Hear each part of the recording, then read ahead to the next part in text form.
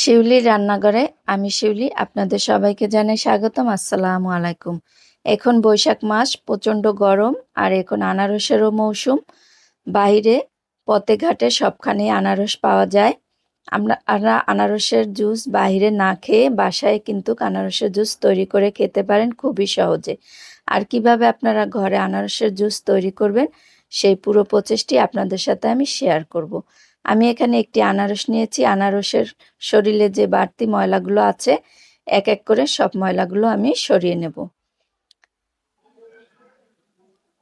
বাইরে 1 glass juice তৈরি করে খেতে গেলে 40 থেকে 50 টাকা নেবে। আর 40-50 টাকা দিয়ে আপনি একটি আনারস কিনে আনলে বাসায় 3 থেকে 4 জনে খেতে পারবেন। এভাবে শরীরের ময়লাগুলো ফেলে দিয়ে আমি ছোট ছোট টুকরো করে কেটে নিচ্ছি। আর আপনারা ঘরে থাকা উপকরণ দিয়েই খুবই সহজে আনারসের জুস তৈরি করতে পারবেন। তবে আমার এই ভিডিওটি না টেনে পুরোটাই দেখবেন। এখানে আমি আনারস জুস করার জন্য পুরো আনারসটা টুকরো টুকরো করে কেটে নিয়েছি। এবার একটা ব্লেন্ডারের জারের ভিতরে আনারসের টুকরোগুলো দিয়ে দেব। নিয়ে নিচ্ছি বরফের টুকরা। এখানে যদি বরফের টুকরা না থাকে কাছে, সেক্ষেত্রে আপনারা ঠান্ডা পানিও ব্যবহার করতে পারবেন। দিয়ে দিচ্ছি একটি মরিচ।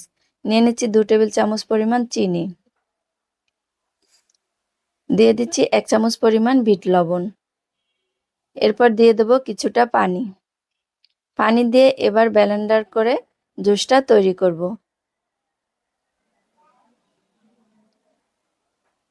আর এই গরমের ভিতরে এরকম ঠান্ডা জুস খেলে কলিজাটা একদম ঠান্ডা হয়ে যাবে।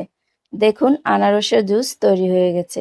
এরপরে এটা কাজ করতে হবে, এটাকে ছেঁকে নিতে হবে।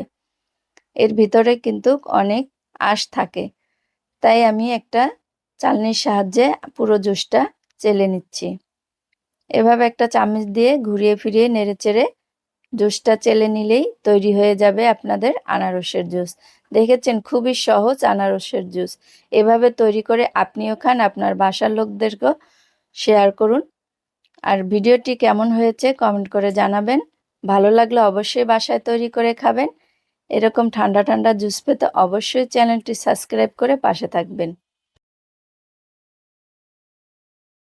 দেখুন কত সুন্দর।